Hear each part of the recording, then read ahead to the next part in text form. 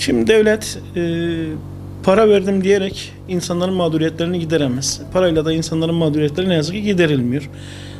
Sadece Suriye içerisinde birinci dalgada 20 küsür bin insan evlerini terk etti. Dünkü dalgayla birlikte bir 10 bin kişinin daha evlerini terk ettiğine dair duyumlarımız ve gözlemlerimiz var. Bu da sadece Suriye içerisinde 35 ila 40 bin insanın evini terk ettiği manasına geliyor. Bölgeden de Diyarbakır'a gelmiş olan yaklaşık 25-30 bin insan var.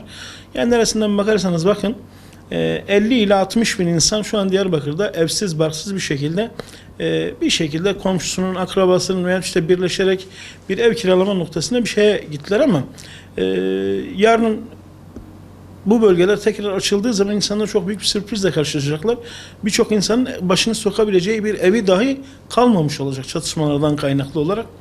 O yüzden devletin çok acil bir şekilde insanların önce barınma ihtiyaçlarını, daha sonra gıda ve giyim ihtiyaçlarını çok ivedi bir şekilde karşılaması gerekiyor. Sosyal devlet olmanın ve böylesi bir çatışma sürecinin içerisine sokulmuş bir halkın bir an önce rehabilite edilmesi ve bu sorunların giderilmesi gerekiyor.